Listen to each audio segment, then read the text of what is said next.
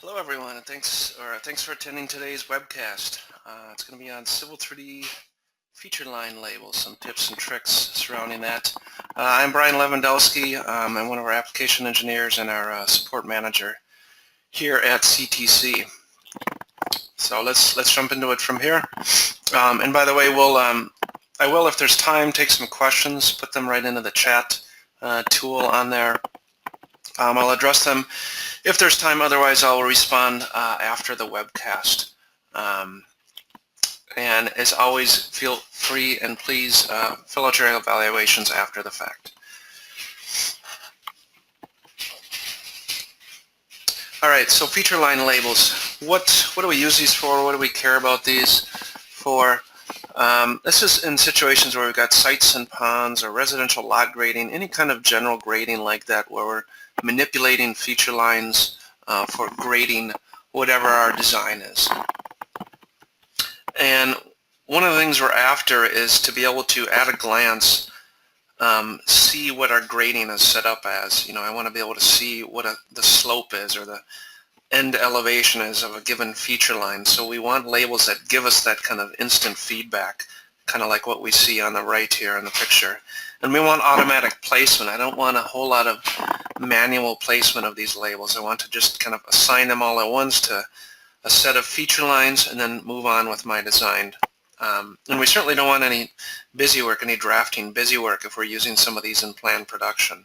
So these may be used, like I said, for planned production or just in an aid to help you while you design. And so what we're going to look at, we're going to build primarily one feature line style, incorporating a number of different things and showing a number of different tricks. But what we're going to be after is showing the elevations at vertices, at the ends, and along our feature lines. Then we also want the grades and flow direction arrows to show up as well. And we want this to work for not just lines, but also curves. And so we get into some tricks with expressions and hidden label style components to get some of that stuff to work. So that's what we're after. I'm going to jump into Civil 3D and show you what we've got here. So we're going to start a little more introductory and get a little more advanced towards the end of it. We've got about a half hour here. I may run a little over just to make sure I can cover all the stuff I want to, but that's the goal here. So the scenario we have here is a set of feature lines. The yellow ones are a set of feature lines I'm using to grade a parking lot, and I want to be able to manipulate these feature lines and have labels that constantly update and reflect what I have here. So what I'm going to do is I'm going to start with assigning a feature line label to some of the feature lines we have, and then continue to manipulate that. So I'm going to come right up here to labels, go to feature lines, and add feature line labels, and I get my little floating toolbar here. And what feature line labels are, they're not actually a unique label type. They're just the line and curve labels. But in those labels, we have options for not just things like bearing and distance, but also grade and elevation. So if I start right out here and I go to multiple segment, and let's just grab some of the out-of-the-box ones here. Grade only for the lines and grade only for the curves. And if I go ahead and pick this feature line here, now this is one that's a closed feature line. It goes all the way around. It's going to attach grade labels along every segment of that feature line. And these work as expected. If I pick a feature line and I'm manipulating grades on here, right, those labels update. So that works pretty well. But let's look at getting spot elevation grades on here, and then also how do we do it when we have curves in there. That's where some of the out-of-the-box labels don't quite work for what we're after. So to start with, I want the elevation at the endpoints to show up. Now here's the thing. We can take this particular label style and we can have it labeled at end vertice and the start vertice of that segment.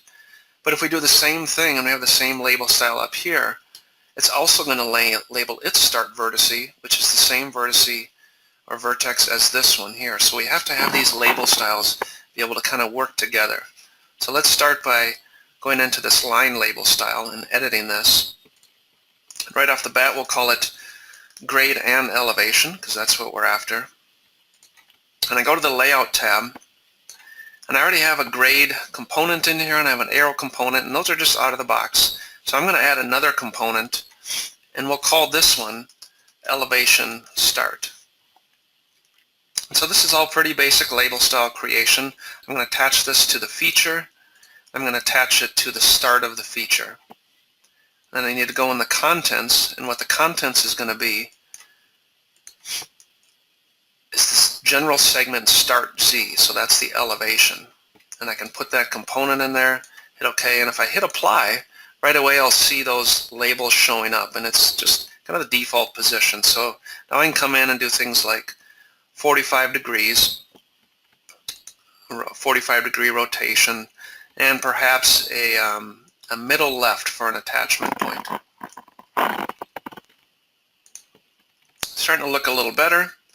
Can do a couple little offsets on there, get it a little bit further away from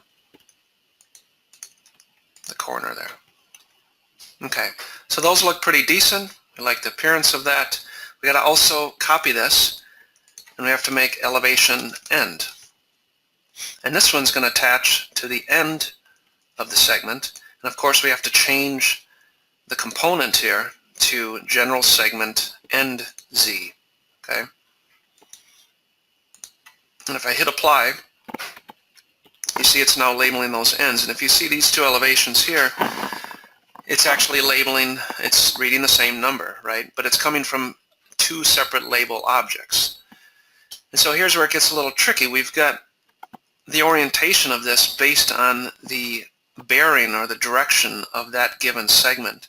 So what we have to do is we have to come over here and we have to tell the orientation reference to be based on our view. So then 45 degrees will always be based on our overall view over here and not the orientation of the object. If I hit apply, what we'll now see, if I hit OK, is two text components landing right on top of each other. And that's fine, because they'll update together. So if I pick my feature line now and we do a quick elevation edit on it, I change this from -2% to a -1%. You'll see those elevations changing. Now those text components are right on top of each other, but it works for what we're after.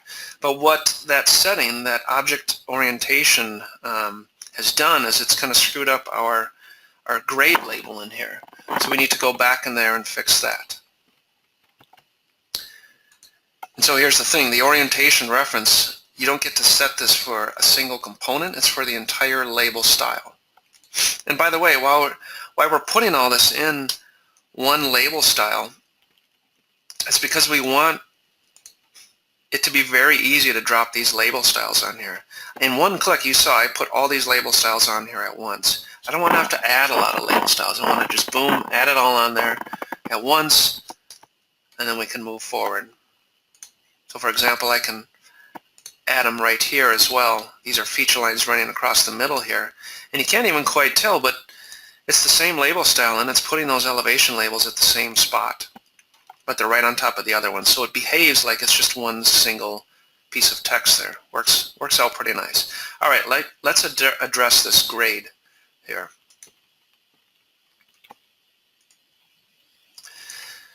And if I come in here and I look at some of the other components, I can look at my grade component. That's the % grade right there. And right now this is just attaching to the anchor component of label location. We need this to be based on the orientation of that arrow. So I'll first go to my arrow component, tell it to not attach to the anchor component of the grade. That's the grade component. We want to instead go right to the feature and then go to the middle of the feature. If I hit apply, that'll then attach there. Okay? So that arrow is smart enough to know the orientation or the direction or the bearing of that straight segment. When we get into the arcs or the curves, it's not smart enough to know that, so we're going to have to introduce a different trick there. But with the lines, it rotates okay. So now we can just simply go back to the grade component, that's the text itself, 2%, and tell it to attach to the arrow. And if I hit apply, now we can see its rotation is now being based on the arrow itself. Now we just have some simple manipulation to do here. We don't want the start of the arrow, we want the middle of the arrow. I can hit apply. Part of the reason this is upside down here is our plan readability is set to 110. I tend to prefer 100 degrees.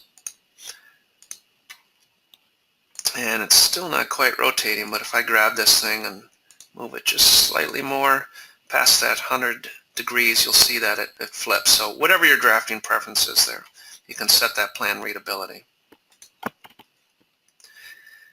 And so there it is. There's our line labels. Pretty straightforward. The arrow will read the orientation or the bearing of the line segment, and then we attach the percent grade segment to that. And I can come in here and manipulate this a little bit. Perhaps the length of the arrow should be a little longer. Get that longer like that. I can play with the offsets, whatever I want if I don't like the way that looks. And now whatever I do with my feature line, whatever happens to it, those elevations move right with it. As I change grades on it,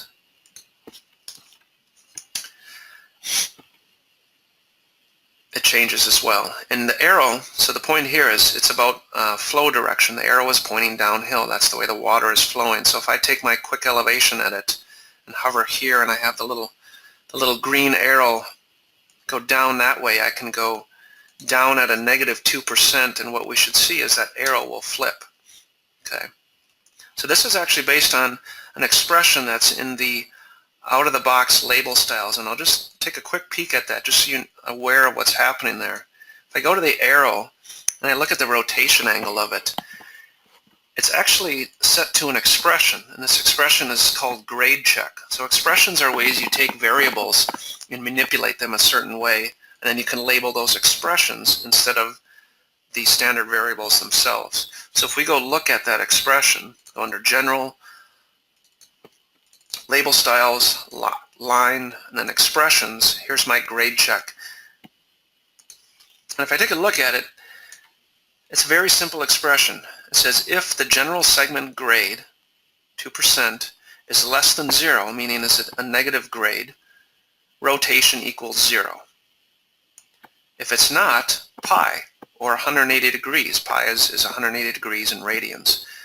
So this is either returning 0 or 180 degrees. And we're using that expression right inside our label style for rotation of the arrow. So that's how the arrow can flip back and forth. And you don't have to do any work on that. They just come out of the box that way. All right, let's move on. Straight segments are fairly simple. What about when we get into curved segments? It gets a little trickier. Let's actually put a label on this curved segment right here. Drop my scale down a little bit as it's getting a little tighter in here.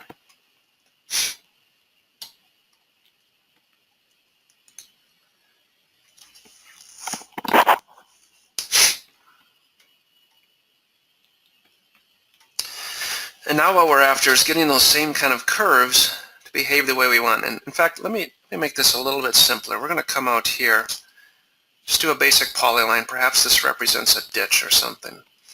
We've got an arc on it right there. And let's turn this into a feature line. And we'll give it an elevation.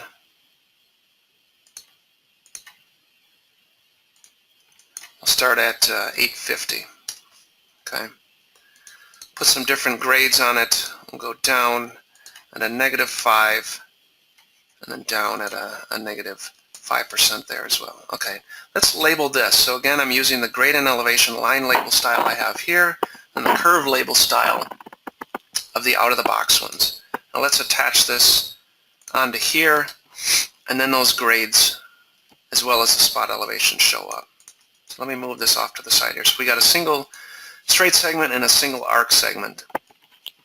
And here's the deal. When we were over here, we had an arc between two straight segments. So it was labeling the vertices, right, the endpoints there. But those were coming from the line label itself. We're going to run into cases where we don't have another tangent connecting. We might have two arcs, or the arc ends right there, and we need it to label that as well. So to do that, that has to come from the curve label. And right now, the curve label is only labeling grade.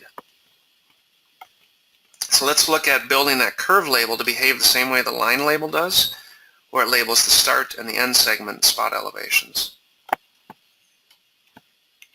So I'm going to edit this label style, and again we're going to call it grade and elevation. I'm going to go to the layout tab. I'm going to go through this a little bit quicker this time because it's the same components where we added elevation start, and this is going to attach to the start of the segment, and then we're going to go and grab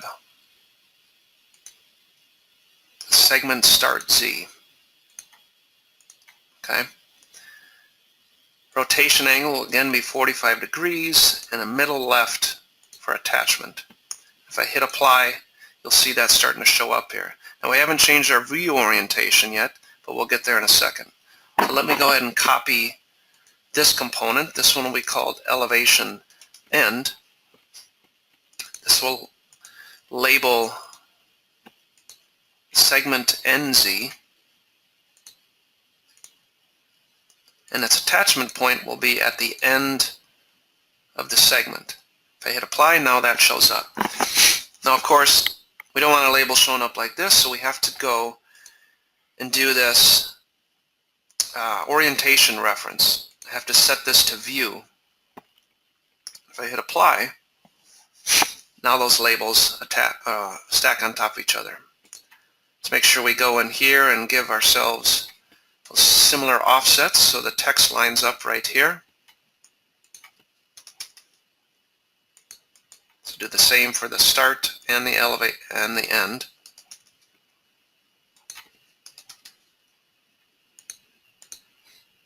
And now they're landing right on top of each other.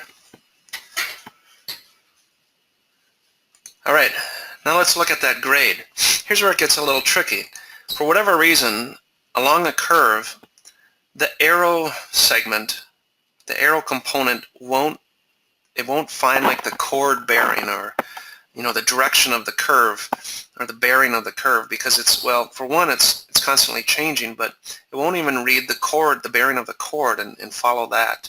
So we have to find some way so that looks decent, so the arrow points downhill, right? Because we want those arrows to be showing flow direction. So, and one of the other thing I find with this out-of-the-box style is a lot of times the reference to the grade check expression is broken, so you need to kind of reload that, but that's not going to fix it for us. It'll make it flip back and forth when we change this grade. So if I come in here, instead of doing a -5, I do a +4%, the arrow will flip directions, but it's not oriented to the curve itself. So how do you make this rotate along the curve? Here's where it gets a little fun.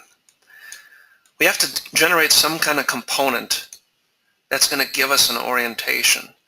And in Civil 3D Labels, you can create line components, all sorts of components that you use for positioning and placement. But it doesn't necessarily mean you display them. So they give you this option for visibility, true or false. So what I'm going to do is make a line component, and I just went up to this tool right here, line component, and we'll call this grade angle. And what I'm going to do is I'm going to attach this to the center. That's the center of the arc for a start anchor point, and the end anchor point will be the feature, and it'll be the middle of it. So let me hit apply, and what you'll see is it drew a line from the center of that arc to the midpoint of that arc. Okay, that's an orientation we have there. We basically want to be rotated 90 degrees from that. So now we can use the angle of that thing to dictate the angle of the arrow as well as the grade text. So let's go to the grade text. This time the anchor component, instead of the feature, we're going to attach it to the grade angle. That's this line out here. And we're going to attach it to the end of it. So the start of it was over here, the end of it was down here. So if I hit apply right away you can always see now its orientation is somehow based on that line. And I can go to my rotation angle. I can just say 90 degrees. And now it's rotating like that. And let's go top center. And then it's just kind of a matter of playing with our offsets a little bit to get this to look the way we want. So let me do this. Let me zoom in a little tighter here and show you how this will come together. So again, back to the grade component, attaching to the grade angle line segment. Rotation angle is 90. We want 0 for Y offset and an X offset of, we'll try 0.04. Okay. So that's sitting off my curve pretty well. I can now go to my arrow component, tell it to attach to the grade component. It already is. We'll go to the top center of it. And we can increase the block size a little bit if we want. We can play with the offsets a little bit.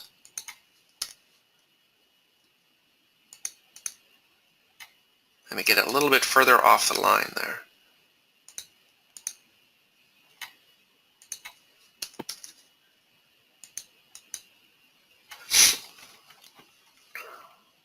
Now what about that line? We don't want that line. Well, like I said, grade angle, visibility, set it to false. Hit OK. That line disappears. Now this feature line, anything that happens to it, any grades that are manipulated, that curve label just sticks right with it. And more importantly, let's see if I set it up right here. Right now this grade is, we're at 846.53. And we're going up to an 847.9. Okay, so my arrow is backwards right now.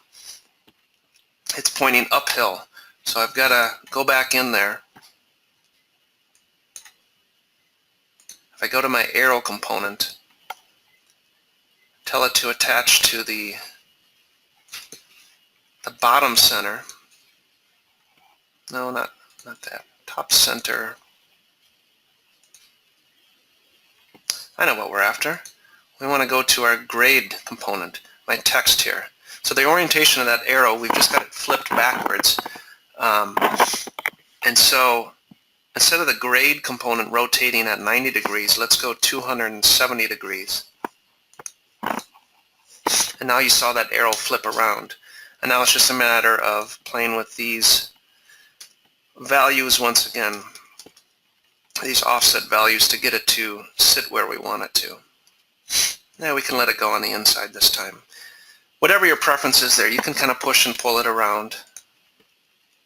Okay, now 846.53, 847.9, the arrow is pointing down. If I grab my quick elevation edit tool and I instead go down at a -2%, you'll see that arrow flip and show me that flow direction.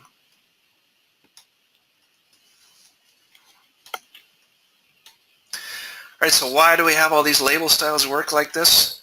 So that we can real easily just drop them in all at once. So if you got this stuff set up and ready to go, and you have your set of feature lines, I can very easily grab my styles, hit add, and label everything I need to right at once.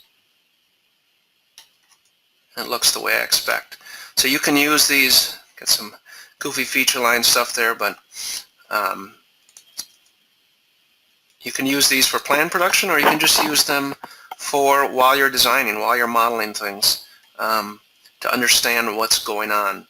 It's real tedious, in my opinion, to be picking the feature line and definitely to go into quick elevation editor and understand what your slopes are.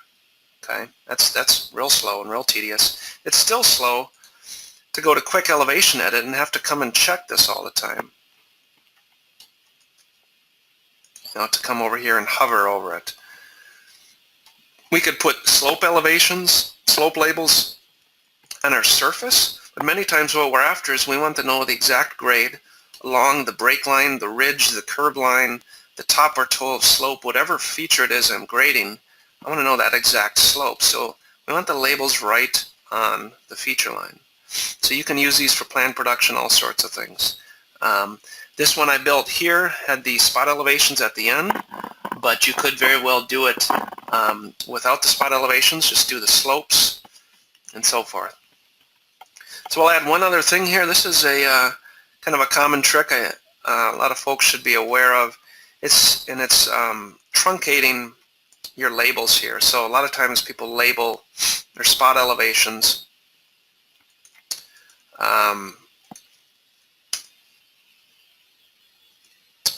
without the hundredths place. You know, they want to just, instead of it saying 808.85, we just want it to say 885 or something like that. So I'm going to bring this up where we have whole numbers for all of these values here. Okay, and let's say we want to truncate. I mean, there's different things we could do. Let's truncate and just drop the hundredths place. And so if you're not familiar with this, it's a fairly simple thing to do here. And I'm just going to do it for one of these components. And so this piece right here. And so you can do this in spot elevation labels. You can also do it in feature line labels like this. So let's come down here and let's come to our expressions. Let's make a new expression. And what we want to do, we want to call it truncate elevation. And I can put in an expression called truncate. And what we want to reference is the grade segment start Z. We want to divide that by 100, and then outside of the truncate expression we want to multiply by 100. Okay? And then we come back into our line label style, and instead of referencing just that general segment start Z, I can instead reference truncate elevation. So this is for the start. We'll go to a hundredths place. And okay, so now I'm referencing that truncated elevation. And I have it on the opposite one here. I think I did my truncation backwards. Let me go back into my expression. Truncate elevation. I think we want to multiply by 100. And then divide by 100. So if you kind of look into the detail of that expression, what it'll do, it's multiplying by a bunch, and then, oh, I'm sorry, I know what I forgot. I have to take general segment start Z and subtract that truncation.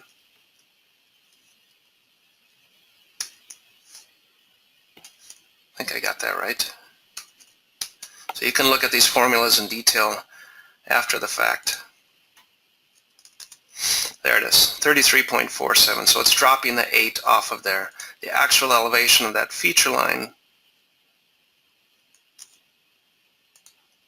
you can see right there, 833.47. Okay, so you can do that trick with surface spot elevations. You can also do it in these feature line labels.